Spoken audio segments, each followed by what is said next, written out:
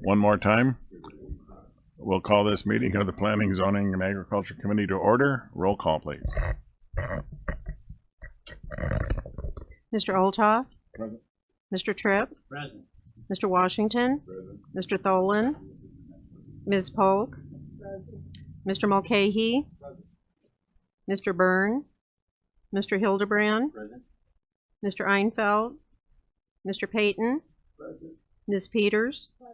Ms. Dunbar? Mr. Ritter? Present. Mr. Wheeler? Mr. Lear? We have a quorum. Thank you. You've received a copy of the minutes of the March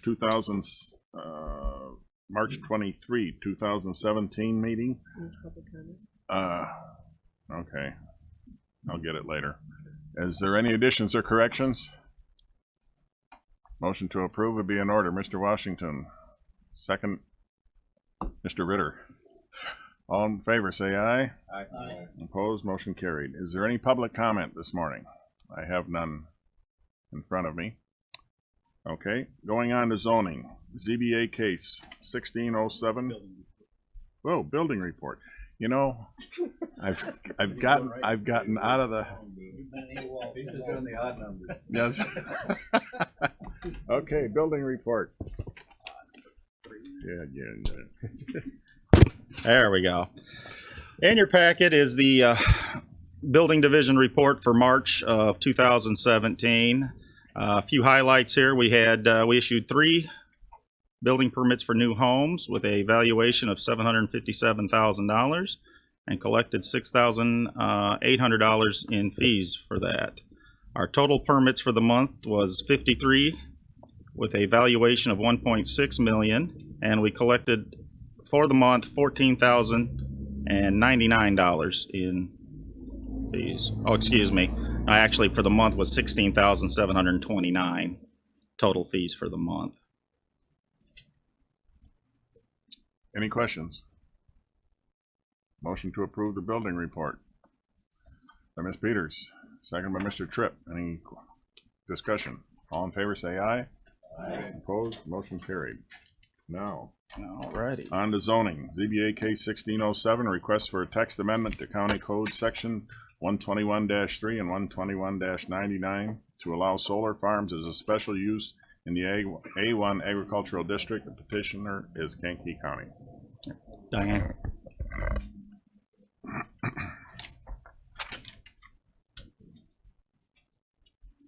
All right. Over the past year, we've had a lot of inquiries in the office about the possibilities of constructing solar farms in our county. When we looked at our ordinance, we realized that it is not a permitted use in any district in our county. So we decided we should probably change that, and we've wrote an amendment to the ordinance that will allow solar farms to be a special use permit in the A1 Agricultural District. A little bit of a background here. There's only one that we're aware of operating solar farm in the state of Illinois, and that's the Grand Ridge Solar Farm over in LaSalle County near Streeter. That's a 160-acre facility and generates 20 megawatts of electricity. Not too far from here, so if you ever want to visit it, it's pretty close. That's the only operating one, so there's not a lot of information out there for us to go off of. There are 2 other ones. They're much smaller, 20-acre sites that are currently under construction. One's in near Shelbyville. Those are 500 kilowatt facilities, and one in the Spoon River, which is Mason County. So almost nobody had solar farms in their ordinance in Illinois, so we really couldn't. We did get LaSalle County's ordinance, but we didn't have much to go on, so we also got ordinances from around the country. Apparently North Carolina has a lot of solar farms and some really good ordinances. So we sort of pieced our ordinance together from that and taking into consideration our wind farm ordinance. So what you're going to see here is very similar to that. And this is a little hard to read, but you should have it in your packet where it would be easier to read. but there's a lot of text and I couldn't get it all on the screen very well. As I said before, this will be a special use permit in the A1 Agricultural District. We have set up requirements that the applicant must meet and information that they must provide during the application process. One part is design standards. We require all the foundations to be certified by a qualified engineer. They must meet all building and electrical codes. Power and communication lines must be underground wherever possible. On site. The transmission lines leaving the site do not have to be. During the Zoning Board of Appeals hearing, and after I had attended a meeting up at the Farm Bureau in Will County a few weeks ago, we noticed that there was a few items in our proposed ordinance that really should have been changed, and I've highlighted those in red. They may not be in your copies because I never changed the original report. So I'll highlight those to you as we go. Originally, we had a minimum lot size of 20 acres, which, putting this together, we thought was a great minimum lot size for one of these. I later learned that actually 5 acres can be done.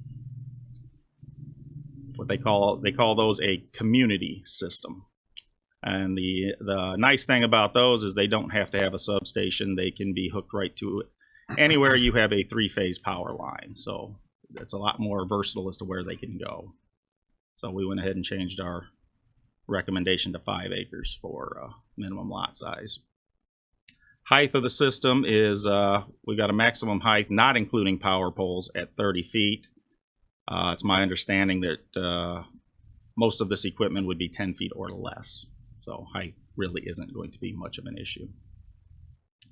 Setbacks are 100 feet from the road, 50 feet from an adjoining property line, unless that adjoining property line is a residential subdivision or residentially zoned property, in which case it would also be 100 feet, just like the road. Screening and fencing. They're required to have an 8-foot fence all the way around the facility. Knock boxes at the entrances with keys for emergency service personnel to access the site. And at the discretion of the Zoning Board of Appeals, they could be required to plant hedges, evergreens, or other landscaping to screen the solar panels from adjoining properties. And that'll be on a case-by-case basis depending on the property, who's around them, and the situation. And that'll be decided when the special use permit is actually granted for the site. Excuse me, Mr. Tripp. While we're on this topic, is there any specifications for the fence? Make them be a whatever, you know, Chain link or should we consider that? wood? Yeah, chain link or whatever. We were just talking just to slap some kind of a fence up. It would be, I mean, I just wonder if there should be something in there, something. I mean, we could add chain link to it. It's secured by a fence with a minimum height of 8 feet. That's Okay. what we wrote. I think we envisioned a chain link fence, but Well, it yeah, doesn't unless you specify say that. they could just slap anything up there. I don't wire in there. Yeah. Yeah, the value of these, I imagine that they do want to keep people out just as much as we want to protect people as well. So Well, I that's what I really don't see that happening. But if you want to put it in there, we certainly can. You know, just a question. Okay, well, keep that in mind when you vote later. Yeah. If you want to add that, make sure it gets on the motion. Okay. Lighting must be shielded and downcast. They have told me, I've actually talked to the companies that build these. There's almost little or no lighting on these because they don't operate at night, obviously. So there's very little lighting that's involved. Oh. Noise levels measured at the property line shall not exceed 50 decibels, and that's actually part of our ordinance to begin with for all noise levels anywhere. And I have actually seen a study on this. The only part of these facilities that actually make any noise is the interconnect. And if you're more than 50 feet away from it, you won't hear that. So, and they try to put those in the middle of the site so that they obviously don't harm anyone. We've asked, we did have a mention in here about glare, and we decided to just strike that off completely because it's already included in our performance standards in the ordinance anyway. That you're not allowed to produce any glare that would affect your neighbors. So it was kind of redundant to have it in there in the first place. And of course, number 11 is that they have to comply with all of our performance standards. That's about 7 or 8 pages covering noise, glare, light, particle emissions. It's very thorough, gives a whole lot of scientific basis for it. So we felt that that was actually more than adequate to address. Mr. Chairman. Mr. Wheeler? Thank you, Mr. Chairman. Would the regulations around airports supersede these regulations? So if they have glare regulations for landing? Absolutely. Okay, just want to make sure. Absolutely. The FAA and their regulations, or any on-site regulations of an airport, would supersede our regulations, yes. Thank you. If maybe you're getting to this further down, but the foundation that it's built on, is that concrete?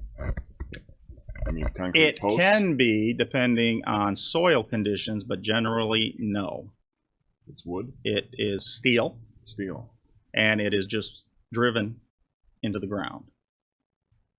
So, okay. Now, they do have other types of foundations if they're in a very loose, sandy soil, or if the depth to bedrock is very shallow, they can do other things, including concrete, but they don't like to use concrete. So these go up very quickly. They actually have a crew that goes in and surveys the site and puts a paint mark everywhere a pole has to be driven in. Another crew comes behind them with a little machine that drives those in, and a crew comes behind that and puts the racks onto the poles. I actually watched a video and it just streamlined right down the line. It was pretty fascinating, actually, how quickly these things can go up. With the one at Grand Ridge, have there been any problems?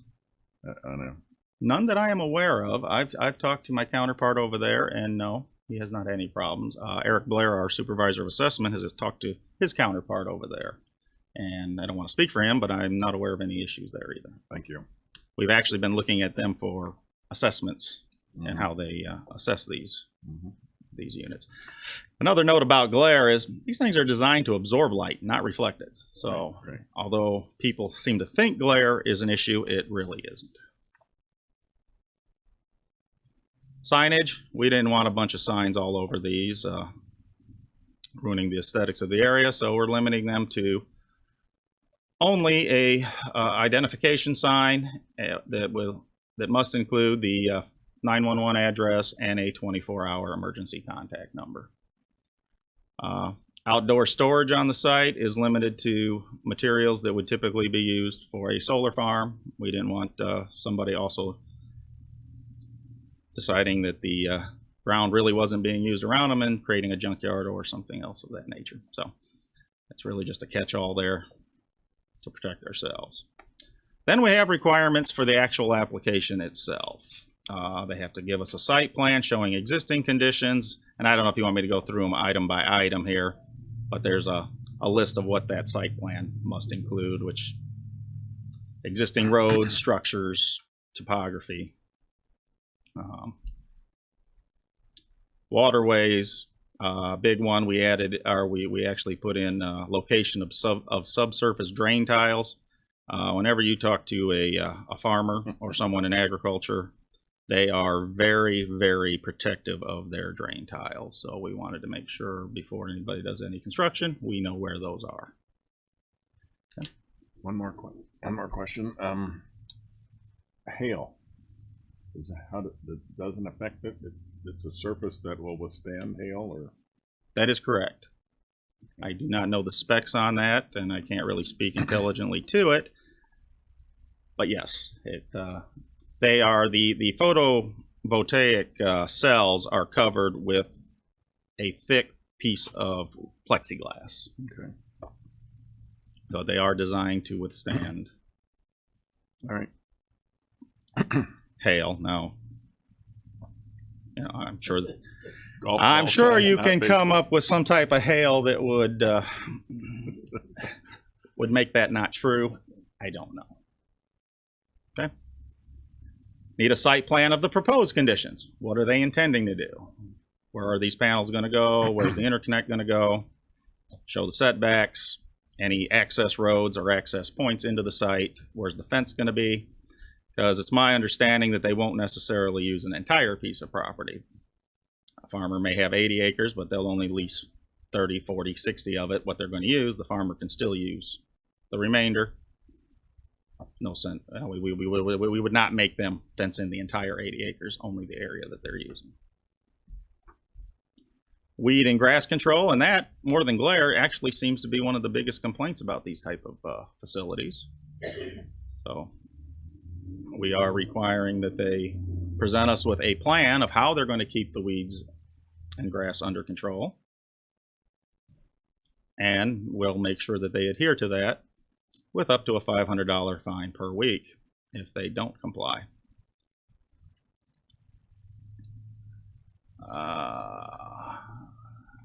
Number 3 here is just like our wind farms, we don't really know what these facilities are going to do to the roads during the construction phase. So we are asking them for a road use agreement from the appropriate road jurisdictions. Now, that may not be as elaborate of an agreement that they have with the wind farms, but we want them to talk to them and come to some type of an agreement that they can present to us so that both sides are happy. They need to show us how they're going to install them. So if there is going to be any concrete in the foundations, we want to know that. We need the locations and the method of installation for all the major equipment. Number 5, the number of panels to be installed. I was actually asked by one of the construction companies, the builders of these things, to remove that one, because they did not want to be in violation of their special use permit if at the time of the special use permit they said they were going to have 100, and because of whatever conditions later on they found out they could only have 90. So said, I don't think we'd hold you to that anyway, but okay. And I couldn't really think of a reason why we asked for the number of panels, so we went ahead and removed that. It's probably something we grabbed from somebody else's. But I was asked by our assessment office, and it made some sense for the planning office. Instead, we added in an itemized cost estimate of the entire construction cost of the project. That will help us determine what the building permit will be. It will help the assessment office when it comes time to develop an assessment and a market value. So we'd like to add that in. A description of how the solar array will be connected to the grid or to a building or substation. How is it going to be connected in? And a demonstration that they have the interconnect, or they are working on the interconnect agreement with the power company. They do not have to have the agreement at the time of the application, but they do have to show us that they are in the process of getting it. Those interconnect agreements can take quite some time to get. And they have to give us a decommissioning plan. And that is very, very similar to the one for the wind farm. So that if they walk away from the site, we have the funds and the ability to remove the facility. I did make a few changes here, and it should have been in here because we learned our lesson with the wind farms early on. And for some reason I missed it earlier, was the first line, decommissioning security financing shall be required by the county in order to assure the proper decommissioning of the site, and in no instance shall the financial security be less than $1,000 per acre. Talking with them, they've already started, just like the wind farms did, saying that these facilities have a positive value, and therefore we wouldn't have to give you a bond because the scrap value of the materials greatly outweighs the cost of removing it all. And I said, that's great. We still want something that's going to protect us. So if you don't think $1,000 per acre is, I just pulled that out of the air. So if you don't think that's enough, we can make that a different number, but that would be $80,000 on an 80-acre parcel. it would give us something. If it turns out that the scrap value is more than the value, then we didn't need it. Yes, sir. If and when they use concrete, that'd be a whole different story. And we're not really sure of that yet, are we? Generally, they will not. That would be certainly a special case to use concrete. Because if they do, that throws a whole new thing into it. It's You possible. can't clean a lot up with $1,000. If you got 10 feet of concrete down. Well, Well, I If don't think it it's- would be. they're- These they're are just posts. posts. Well, I just wanted This to. would be like pulling they up can fence pull the posts. post, right. Yeah, okay, I just want to be covered. Mr. Chairman. Mr. Wheeler, Thank you, Mr. Chairman. What are the decommissioning assumptions that other counties have done, like LaSalle or in the Carolinas? I have not seen a decommissioning plan for a solar farm. I have not seen one yet, so I couldn't say. I've modeled this after the wind farm ordinance and the cost to decommission that. What they have to do is give us a plan, which is their estimates of what scrap value will be in 20, 30, 40 years, cost of labor. There's a whole lot of assumptions that go into that. So it's really a lot of guesswork based on market trends.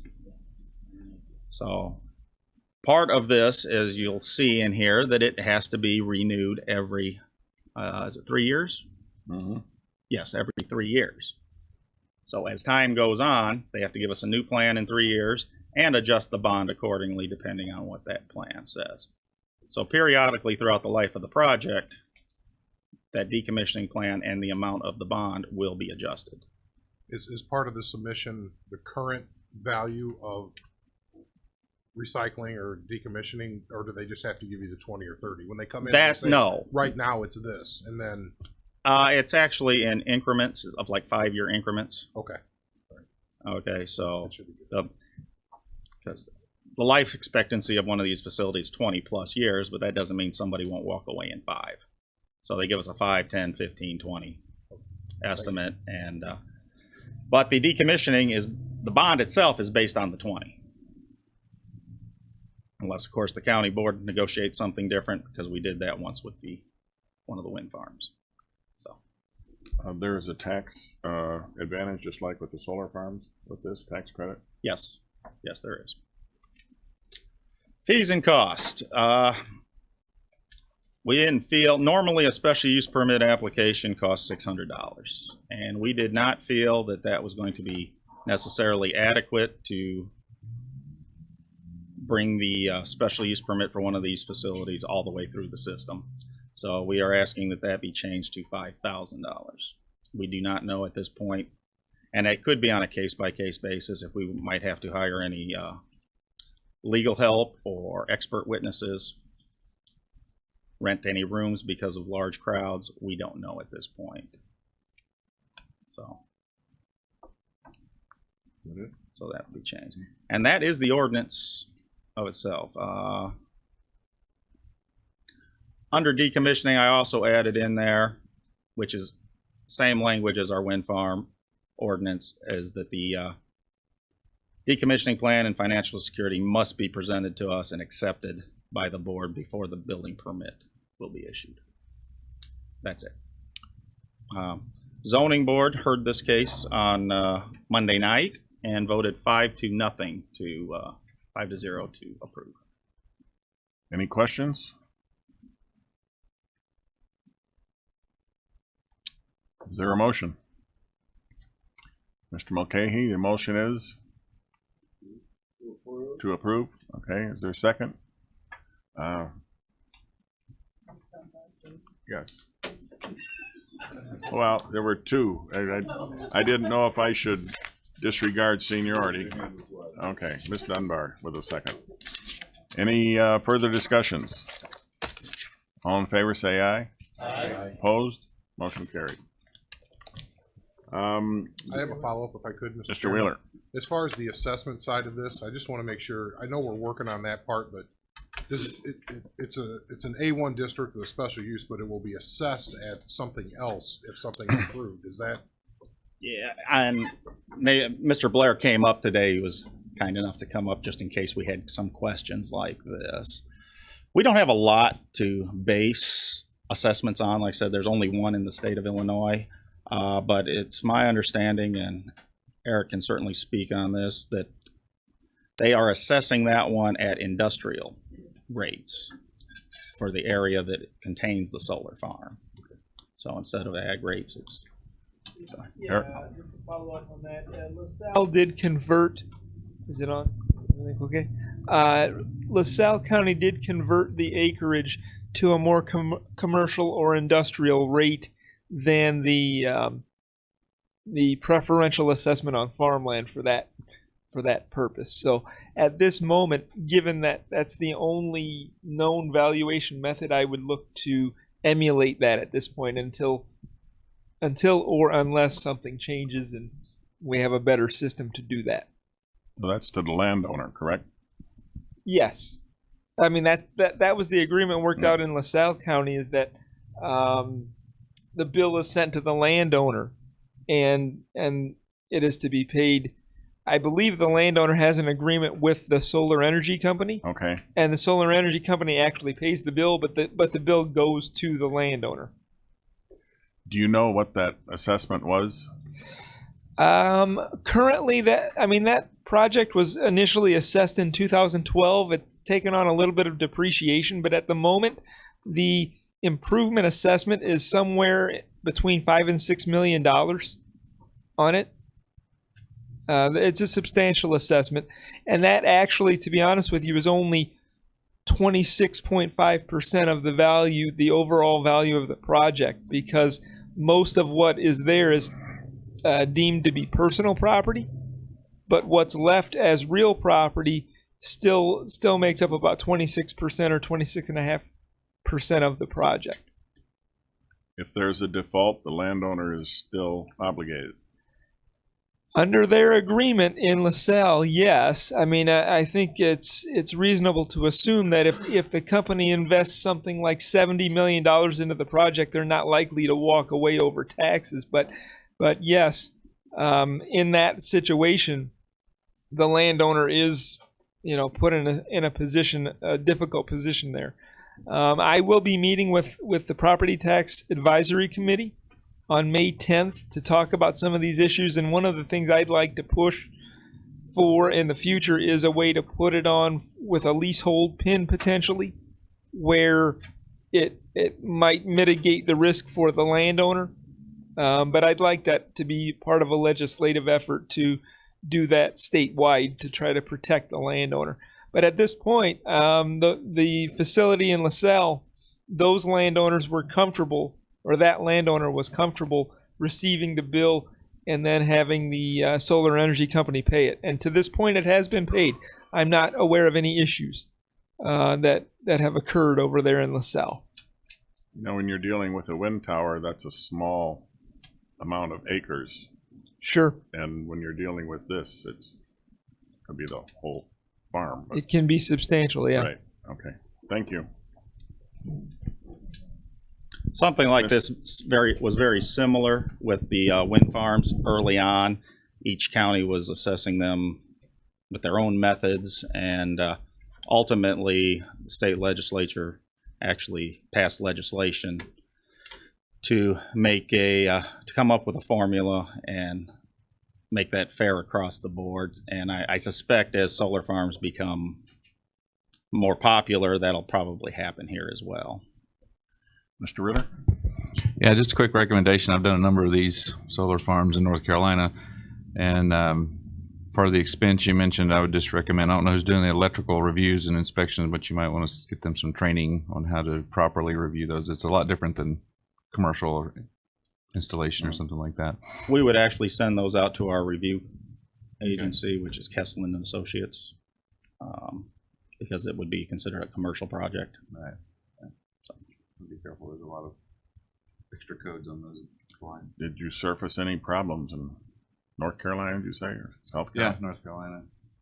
Well, like I said, I've worked on a number of these, and it's nothing glaring, just things you need to be aware of. There's a lot of signage requirements that could give you some legal exposure if you don't have things labeled correctly and stuff like that. Okay, thank you. Anyone else? Okay, we have a motion before us to approve. All in favor, say aye. Aye. Opposed? Motion carried. So this will go on to the county board. The ZBA case 16-09 has been removed for now and will be at the next BZA meeting. It will be, it's been continued to the zoning board meeting, May Okay. 15th. That would be the ZBA. Paul Bunyan case. Yes. Okay, going on, ZBA case 17-01, request for a special use permit to section 121-99C22, campground in the A1 agricultural district, and variances to section 121-281C, accessory structure location, and section 121-286C1, number of driveways on a parcel generally situated in section 1 of Pembroke Township. The petitioner is Alejandro Gomez Jr., property owner and applicant, And Alberto Sebastian. and Alberto Sebastian on the staff report. As the chairman mentioned, this is a request for a special use permit for a campground on a 10-acre tract in Pembroke Township, and also a request for a variance for 2 driveways in a 330-foot interval, and an accessory structure in the front yard. Back in around November, or excuse me, it was October, our office received a phone call from a concerned citizen of Pembroke Township telling us that someone was building 3 homes out in the woods.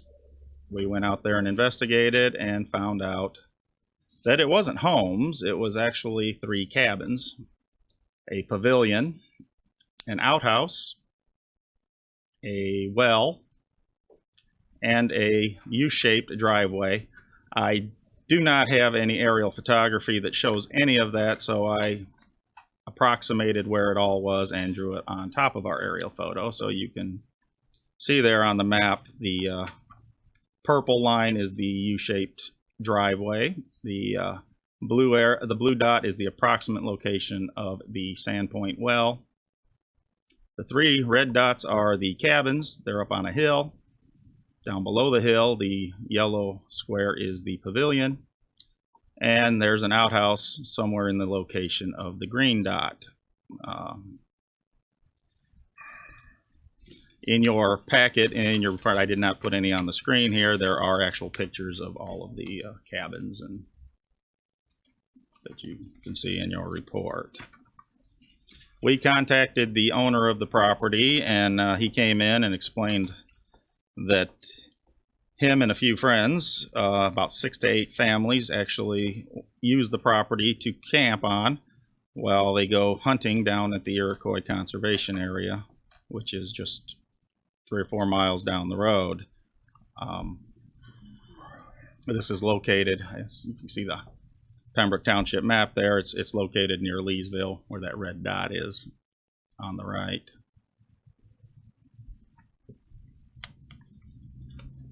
So, and at that time, when we met with him, we explained to him that current zoning would not allow the use of the property as a campground, and that he had really 2 choices, was to return the site back to its original state or apply for a special use permit, which would make the which would give him the proper zoning. And because the pavilion is in front of the buildings, or in front of the cabins, a variance for the accessory structure would be required. And because there's more than 1 driveway, a driveway variance would also be required. Monday night, the Zoning Board of Appeals heard this case as well. We had 3 adjoining property owners, or neighboring property owners. I know one, the property right to the right, was here. That would have been Mr. Melvin Locke. And another one was a farmer. He said he lived on the corner. I did not look to see exactly where he lived. But neither of them had any issue with it and actually spoke very highly of the owners and their project. So the zoning board voted 5-0 to approve with some conditions. And those conditions are: one, as stated in the application, the use of the campground is limited to friends and family of the owner, and under no circumstances is it to be used for commercial purposes.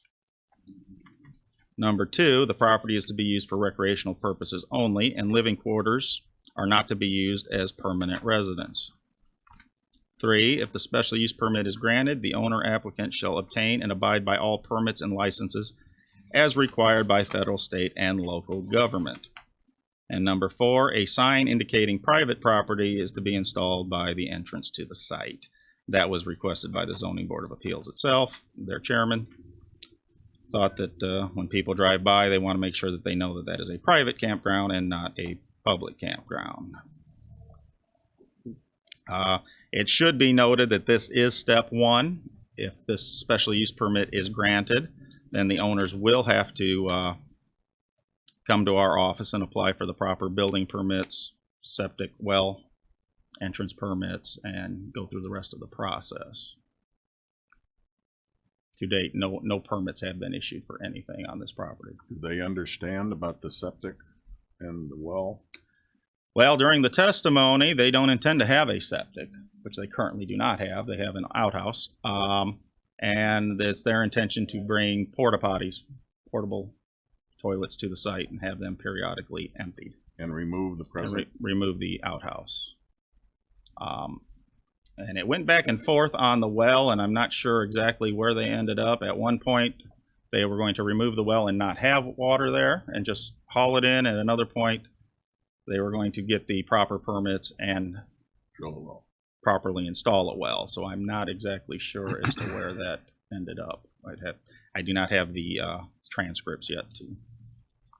An issue was brought up at the end about fire suppression, or? William Sawyer, one of the members, did talk about the limited fire protection service that Pembroke Township has. And he questioned whether a campground with the possibility of campfires would not pose a danger. It was discussed for a few minutes and then they moved on. There was no resolution to that question. Mr. Payton? Thank you, Mr. Chairman. It was my understanding that the township supervisor was sending a letter to the committee stating their position. Did you receive such a letter? I have not received a letter and I have not talked to the township supervisor. The mayor of Hopkins Park stopped into our office a few days ago and we discussed it. I told him that he could send a letter if he'd like, if he objected to it, or he could show up at the public hearing. And he was not sure what his feelings were at that time as to whether he was for it or against it. He was kind of on the fence. I told him if his opinion changed or if he wanted to do one of those two actions, and neither one occurred. So. Were the owners told that no permit was necessary? I don't know that. I do not know that. I just wonder if they went to any officials in the town and asked if permits were necessary out there. I think that it was just assumed. But I don't know that for a fact. Okay. Mr. Tripp? There were times in the past where in that general area, that they had weekend things that people from Chicago and all over the place, maybe Bill, you remember that, not too many years ago, and it was quite a thing to control. Who will control this? Who will patrol it? County Sheriff. And we don't have anybody there, so, okay. Anyone else? Just a minute. Number 6. Thank you. Looking at the one here, they stated the use of the campground is limited to friends and family. I mean, who will control that? I mean, that's pretty vague. It really comes down to they can't charge money for it. Yeah. Certainly anybody could be their friend. But the testimony was 2 people actually own the property. But there's about 6 or 8 families that have an interest that have given money for it, I guess. Even though their name is not on the deed, and I don't know. Mr. Gomez testified that those would be the families that would be using it. What constitutes a family? Yeah, we could change that language on the condition if you'd like. I don't know how we'd better describe to allow him to do what he wants to do, yet limit it and keep it from being a commercial enterprise. There's no way you can do that, I don't think. Mr. Wheeler, Thank you, Mr. Chairman. Looking at the photos of the property, it looks like those are very well constructed buildings. I will say that. You know, we can't really tell for sure, but they look solid. Yeah, I do not know if they meet any building codes. They have Right. not been inspected because that's not going to come. Because if he doesn't get approval, they have to be removed. Exactly. And But that's they kinda do where I'm appear at. that, yes, they were not just put up with scrap lumber. They looked like there was some thought and possibly some codes followed when they did construct it. And I guess my question is along those same lines. If in fact everything meets approval, they do a well, it's like, I think health department's involved with wells on some level. Yes. Everything goes through the process. Can we make this approval conditional that that process has been fulfilled? Can we vote to approve it if we want to go that direction, but say conditionally that all these other steps have been satisfactorily completed? Well, I believe we did with one of the conditions here. was it the well? If the special use permit, number 3, if the special use permit is granted, the owner applicant shall obtain and abide by all permits and licenses as required by the federal, state, and local government. That would include the health department, that would include building permits. So there can be a revocation if that doesn't happen, but there is no That is correct. time limit on it. There's no saying within 6 weeks or within 6 months. They could just say, 4 years from now, oh yeah, we're working on that. So That's I true. just- I'm You could wondering put a how time we frame. want to do that, you know, because I personally don't have a problem with it. I think it looks like a good idea, but you know, what do we do if nothing happens? I'd say a well is really a requirement. I mean, not only for protection for them, it's not a sand point, it's a well that goes down to the bedrock, and then also it's a way that they can prevent fires, because they're going to be camping and using fires out there to camp with. I just feel we got to have a protection there for that.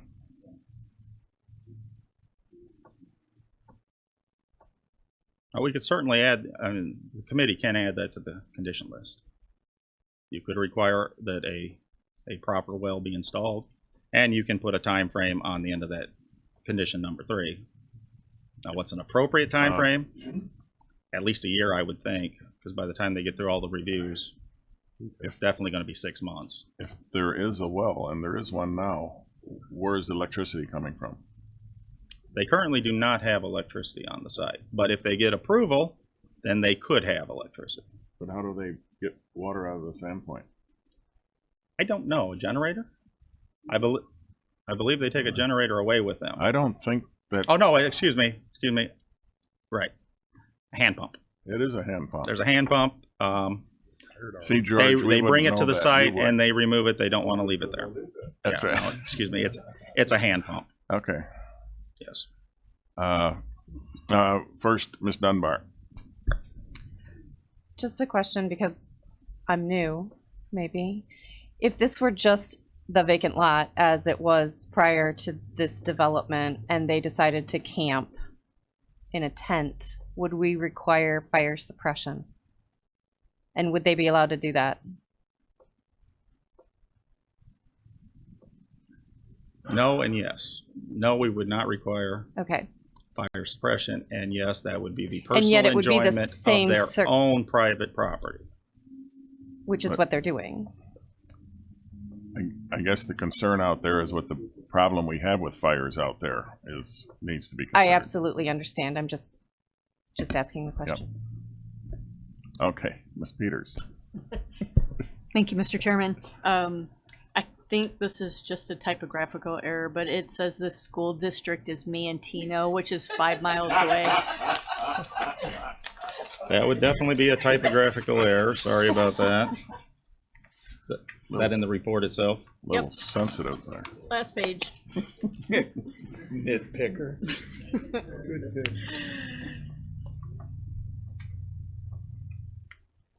I'll get that changed.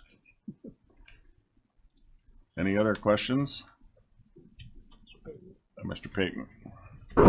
Thank you, Mr. Chairman. Is it possible that we could put this issue on the next agenda?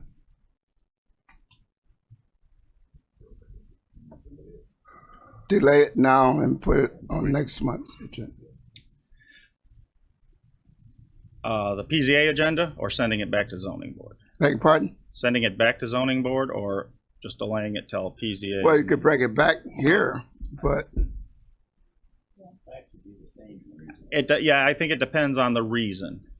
If you don't feel that it has been thoroughly investigated or that there are more facts to be considered, it needs to go back to zoning board because that's where those need to be deliberated.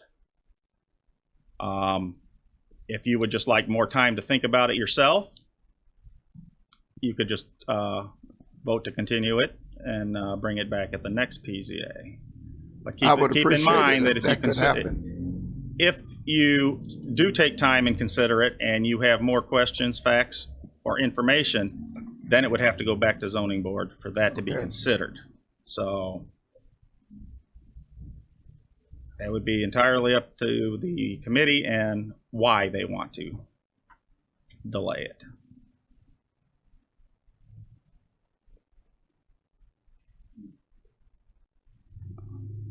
Is there no motion?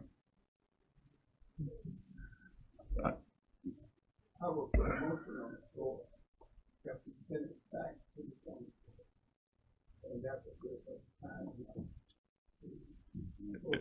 to You have to give a reason to send it back to the ZBA? Yes, I need something for them to reconsider, something for them to look at, more information for them to deliberate. Yes, I do. And they stipulated a well or not? What's that? No, they did not stipulate a well. Sam, well, if you maybe send it back to the ZBA requesting they consider a well being put in and a time limit on that. That would be appropriate. You could do that. I'm not putting words in your mouth, but that's one way. Yeah. You so move that? Okay. Is there a second to that? Okay, Mr. Washington seconded it first. Okay, any further discussion? All in favor say aye. Aye. Opposed? Motion carried. To the person in the back who wanted to speak, we can only allow that during the public speaking portion that's at the beginning of the committee meeting, just so you understand, okay? Thank you. Just an announcement on that case that will be at the Zoning Board of Appeals May 15th, 6 p.m. in this room. Mr. Chairman? Mr. Wheeler? There is public comment at ZBA also. So if Yes. somebody wants to comment, they can go Did make comment. they left already?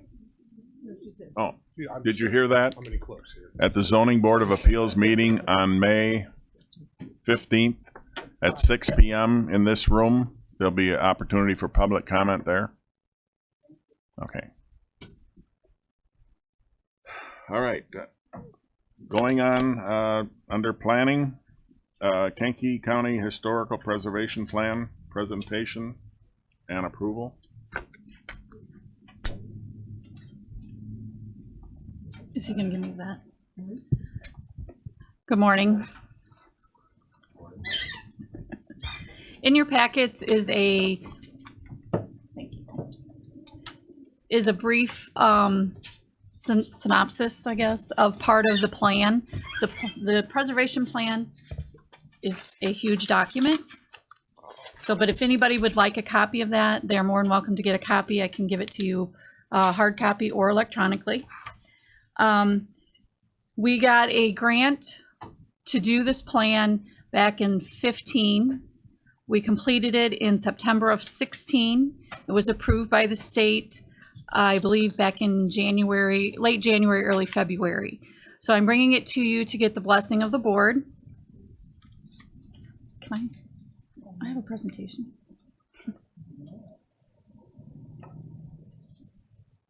Here we go. So I'm just going to go over a few things. Some of the chapters of the plan are the introduction. We have a project overview that reviews the scope and methodology of the report, the history of the county, notable historic properties and sites, goals and strategic strategies, and a bibliography and the appendix. We have several existing landmarks that the commission has already landmarked. We have the courthouse in 2009, Durham Perry Farm in 2013, Laterno Home in 12, and then our most recent was the Limestone Cemetery in 2015. All of these would have been brought through this board for county board approval. The National Registry Historic Places in Kankakee County, we have the downtown Moments area, historic area, the Kankakee State Hospital, and the Riverview Historic District. Here are some historic places of agricultural significance. We have the Bradley House and Stable, the Warren Hickox House, Hunter Hattenberg House, and the Charles Swinell House.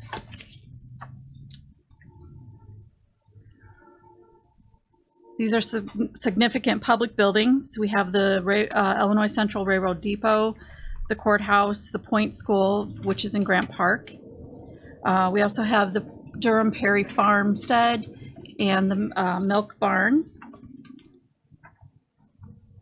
The purpose of the preservation plan is to guide the future activities of the commission and provide a summary of local history and previously identified notable historic properties.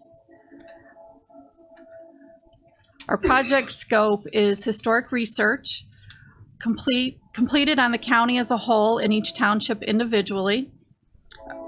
This was accomplished by our steering committee and the Historic Preservation Commission. Sources were published, secondary materials. We held 6 public hearings, meetings, they weren't necessarily hearings, in Moments, Manteno, Roma Park, Herscher, Bourbonnais, and Kankakee. We invited township officials, village, city officials, and any of the public that would like to inform us of any significant areas that they would like us to study. Here's some samples of some of the historic properties, notable historic properties in different townships. They range anywhere from old schoolhouses to businesses. We have, I think, the old library in Kankakee. We have farm grain and elevator, sorry. So some of our basic goals for the historic preservation,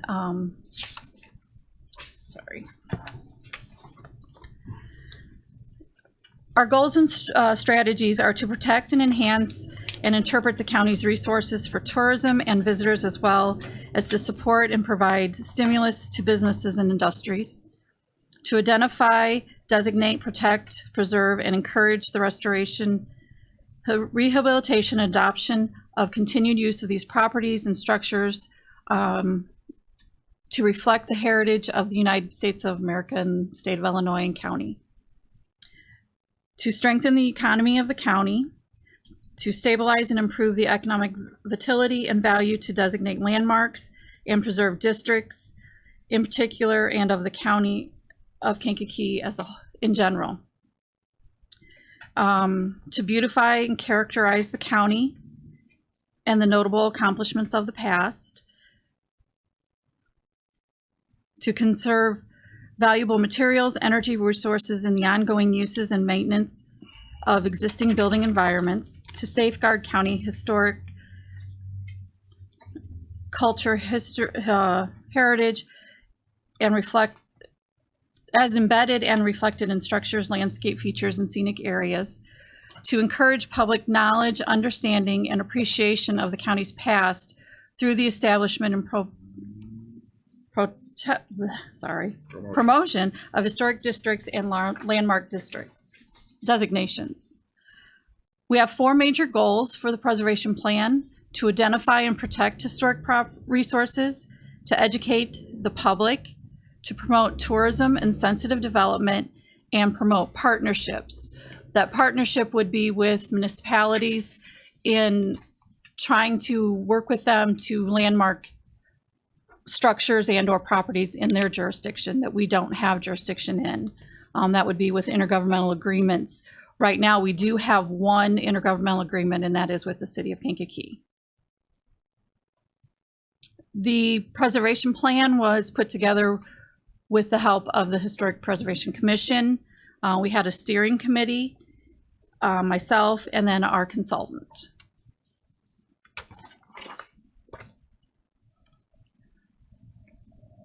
Our information was accumulated by the consultant for the final document. Financing was in part from the federal funds of the Department of Interior, administrated by the Illinois Historic Preservation Agency, and through a grant from the Community Valley, Kankakee Valley Community Foundation.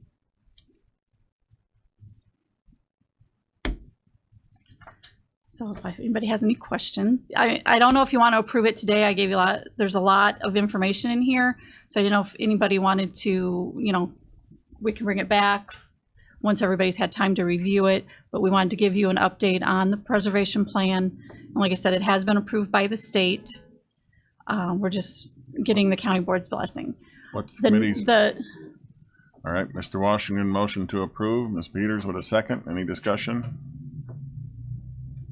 16. Thank you, Mr. Chairman. I know several of the people on this Historic Preservation Committee, and I know they've spent a lot of time on it. It is one thing that doesn't get maybe as much attention because some see it as a very special area, kind of a niche area of the county, but it is one that indeed can have some very positive benefits for the county. So I would applaud the work that the commission has done. Okay, thank you, Mr. Lear. Any other comments? I have a question. Bill.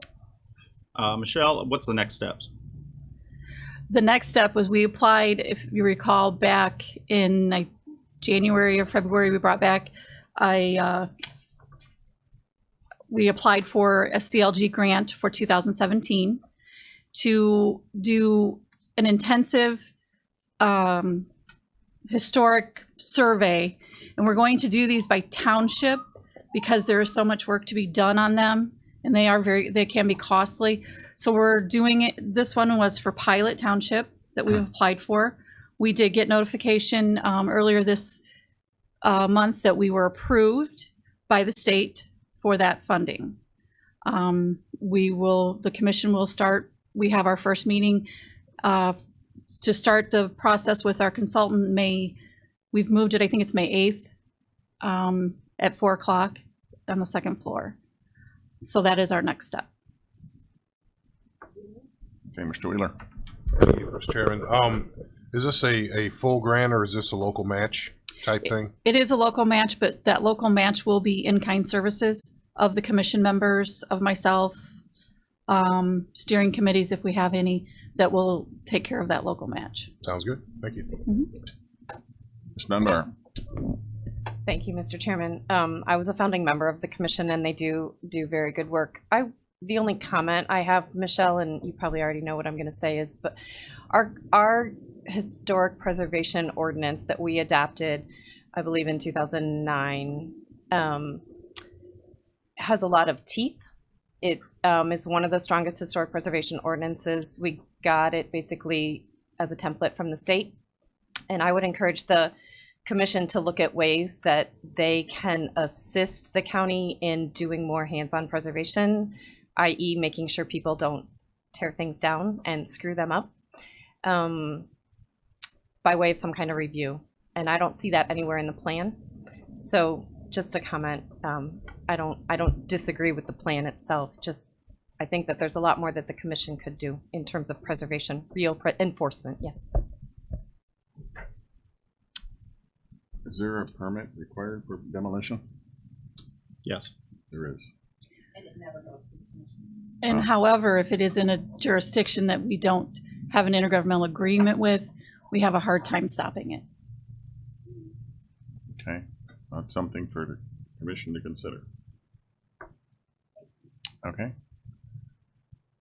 Mr. Wheeler. Thank you. Along those lines, maybe if that is something the commission desires, they can send a representative to the mayor's meeting, and that would be a good opportunity to present that idea on a intergovernmental agreement with everybody where they at least utilize the commission for the service they can provide. Okay, thank you. So let me know.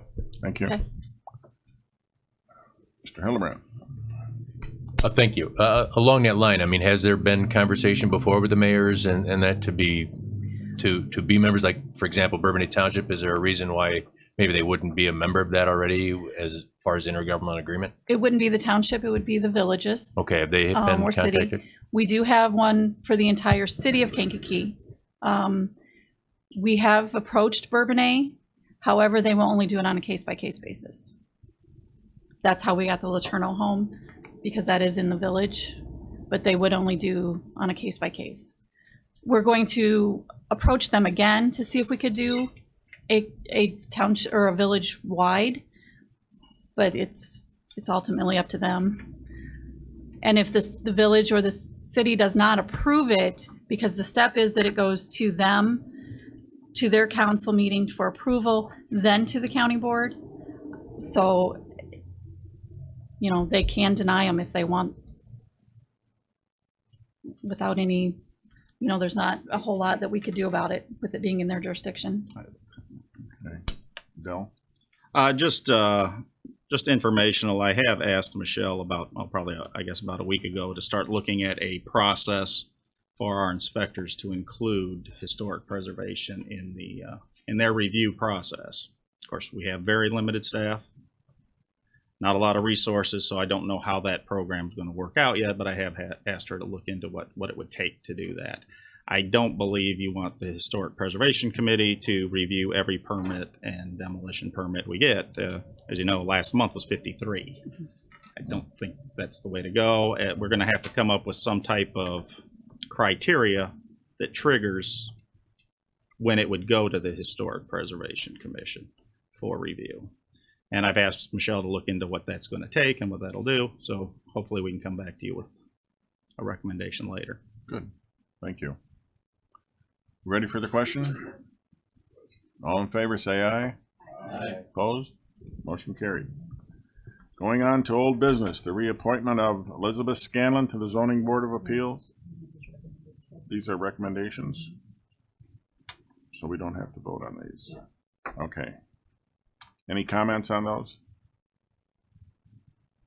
All right, under new business, the PZA meeting dates. I think our chairman is going to address that. If anybody has any comment on this, please feel free to speak up. I was approached by a nameless individual who had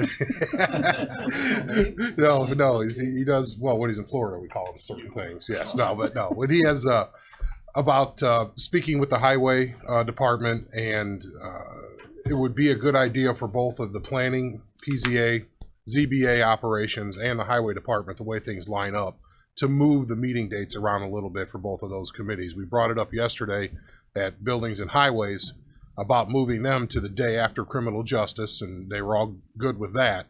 The other thing would be this committee meeting would move to, well, yesterday, basically, to allow the ZBA and everything else to line up a little bit better in that process. So we wouldn't do this until July. We wanted to give people time to adjust their schedules. But we wanted to make sure that there was no glaring problems with the committee before we did that. So just throw it on the floor for discussion, but it seems a need for it's department driven. So department driven. There you go. Thank you. Any comments that work for everybody? Do we need a motion? Just need a head nod. Yeah. Okay. Head nod. Thank you. We'll get hard copies out to everybody in their box upstairs, and Okay. that calendar that automatically updates your phone will In be July. changed. Yeah, for July, And starting in July. the meeting will be in July on Wednesday. The first change, right? Okay. And then county appointments to Kankakee County Regional Planning Commission. Thank you. Just a moment, please. No, we'll go to full board. Went to my first regional planning commission meeting, and it came up as an issue that we now have 3 county board members on a commission that is only allowed to have 2. Because somebody was a mayor before they got on that commission. Somebody in the room. So I've got to have 2, and I can't have more than 2. So that's one of the reasons I want to bring it back. My initial thought was to have Mr. Washington and Mr. Payton remain on that commission, but we'd have to, at executive, I would have to appoint you officially from the county. Because at this point, you're really not appointed, or you're an unofficial official member of the committee. It's kind of in that limbo land. So we've never taken that action. So I would just want to put it to the committee that, with a head nod, that normally they would come before us here, but we didn't have time to get it in that pipeline. So I would bring it to executive next week if everybody kind of agreed with that on the committee, and Mr. Payton as well. All right. Head nod. All right. Okay. Sounds good. Approved. So nodded. All right. Any other business? Motion to approve would be in order. What did I say? Motion to adjourn would be in order. By Ms. Peters. No head nod. Mr. Lear with a second. No. Mr. Washington with a second. Okay. All in favor say aye. Aye. Opposed? Motion carried. Thank you.